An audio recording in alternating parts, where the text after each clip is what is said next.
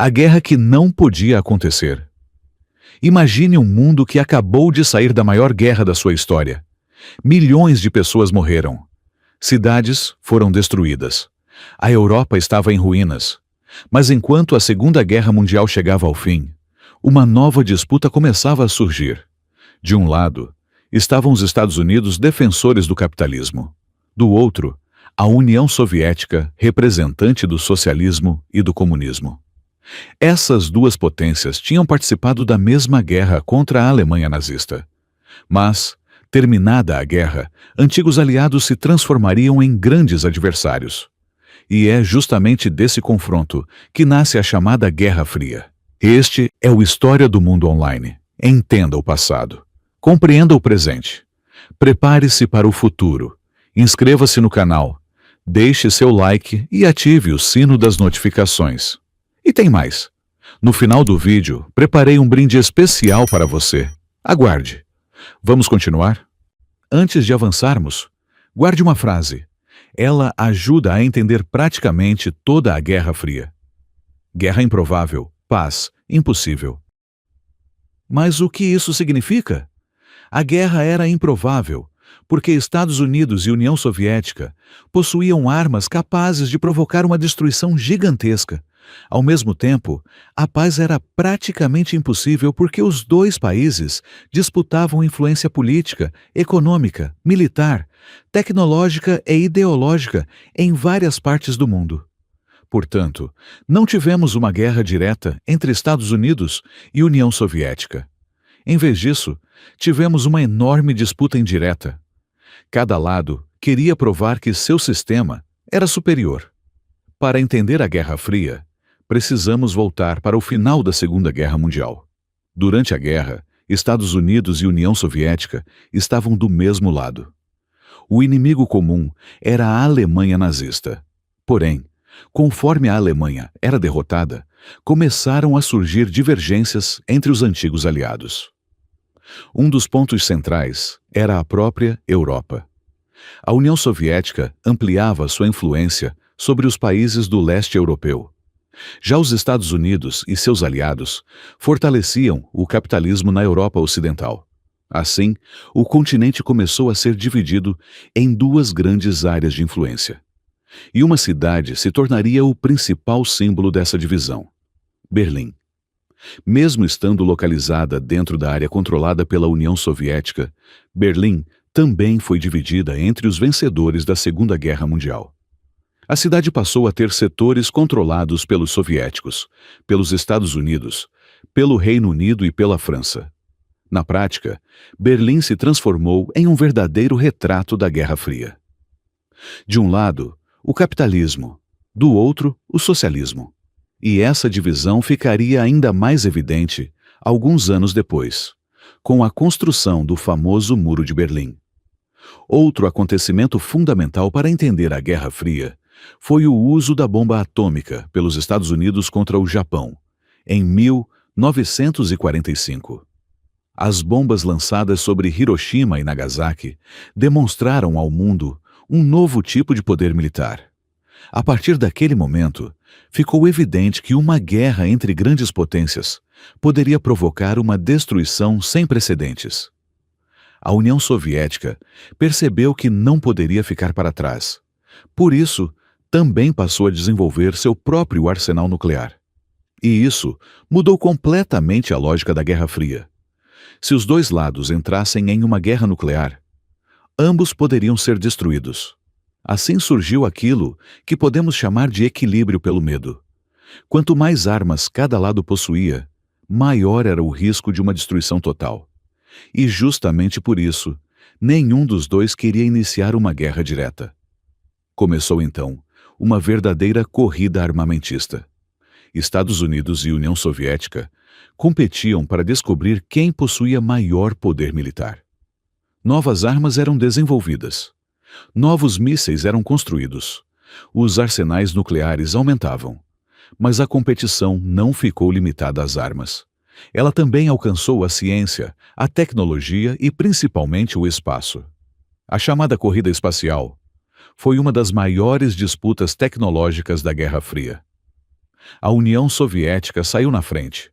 Em 1957, lançou o Sputnik, o primeiro satélite artificial colocado em órbita. Depois, os soviéticos conseguiram enviar o primeiro ser humano ao espaço. Seu nome era Yuri Gagarin.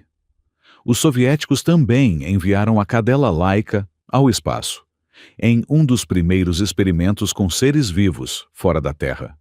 Os Estados Unidos perceberam que estavam ficando para trás. Como resposta, aumentaram seus investimentos na exploração espacial e criaram a NASA. E então, veio uma das maiores demonstrações de poder tecnológico da Guerra Fria. Em 1969, os Estados Unidos conseguiram levar o ser humano à Lua. A chegada à Lua foi transmitida para milhões de pessoas e se transformou em uma enorme vitória simbólica para os americanos. Mas a disputa entre Estados Unidos e União Soviética também acontecia no campo econômico. A Europa havia sido devastada pela Segunda Guerra Mundial. Diante desse cenário, os Estados Unidos lançaram o Plano Marshall. O objetivo era ajudar na reconstrução econômica dos países europeus. Com investimentos e empréstimos, os Estados Unidos ajudaram seus aliados a reconstruir suas economias. E havia também um interesse político. Quanto mais fortes e prósperos fossem os países capitalistas, maior seria a resistência ao avanço do comunismo. O Japão também recebeu ajuda e passou por um processo de reconstrução econômica. A União Soviética não ficou parada. Se os Estados Unidos criavam mecanismos de cooperação econômica e militar, os soviéticos também criavam suas próprias estruturas. Surgiram organizações de cooperação econômica entre os países socialistas. Na área militar, foi criado o Pacto de Varsóvia. Do outro lado, os países capitalistas estavam organizados principalmente pela OTAN. Assim, a lógica da Guerra Fria ficava cada vez mais clara. Os Estados Unidos faziam alguma coisa. A União Soviética respondia. Os soviéticos avançavam em determinada área. Os americanos tentavam superar esse avanço. Era uma disputa permanente pela influência mundial. Agora, chegamos a um dos maiores símbolos da Guerra Fria, o Muro de Berlim. Berlim estava dividida entre o lado socialista e o lado capitalista. Porém, havia uma diferença importante. Muitas pessoas que viviam no lado oriental estavam migrando para o lado ocidental. O governo da Alemanha Oriental queria impedir essa migração. Então, em 1961, começou a construção do muro. Famílias foram separadas. Amigos foram separados. Uma cidade inteira foi dividida. O muro se transformou no símbolo físico da divisão entre capitalismo e socialismo. De um lado, o bloco ocidental. Do outro, o bloco oriental. Mas lembre-se de algo importante. Estados Unidos e União Soviética não guerreavam diretamente. Eles disputavam influência através de outros conflitos. Um exemplo foi a Guerra da Coreia. A Coreia estava dividida entre um norte socialista e um sul capitalista. Em determinado momento, a Coreia do Norte invadiu a Coreia do Sul, tentando unificar o território. Os Estados Unidos apoiaram a Coreia do Sul. A União Soviética apoiou o lado socialista. O resultado foi uma guerra extremamente violenta. E, ao final, a divisão permaneceu. A Coreia do Norte continuou socialista. A Coreia do Sul permaneceu capitalista. Esse é um exemplo clássico de uma guerra por procuração durante a Guerra Fria. Depois de anos de tensão, houve um período conhecido como coexistência pacífica. A tensão entre as duas superpotências diminuiu parcialmente. Um dos fatores foi a mudança dentro da própria União Soviética. Após a morte de Joseph Stalin, Nikita Khrushchev assumiu a liderança soviética. Começou então um processo conhecido como desestalinização. O novo governo passou a criticar alguns dos métodos autoritários utilizados durante o período de Stalin. Isso contribuiu para uma redução temporária da tensão internacional. Mas a Guerra Fria estava longe de terminar. Enquanto Estados Unidos e União Soviética disputavam influência, outra grande transformação acontecia no mundo. As antigas colônias da África e da Ásia começaram a conquistar sua independência. Esse processo ficou conhecido como descolonização. Muitos povos passaram a defender o direito de construir seus próprios estados. A ideia de autodeterminação dos povos também ganhou força internacionalmente. E as duas superpotências perceberam uma oportunidade. Novos países independentes poderiam se aproximar de um dos dois blocos. Por isso, tanto os Estados Unidos quanto a União Soviética passaram a disputar influência sobre essas novas nações. A Guerra Fria também chegou à América Latina. Os Estados Unidos temiam que o avanço do comunismo aumentasse a influência soviética na região.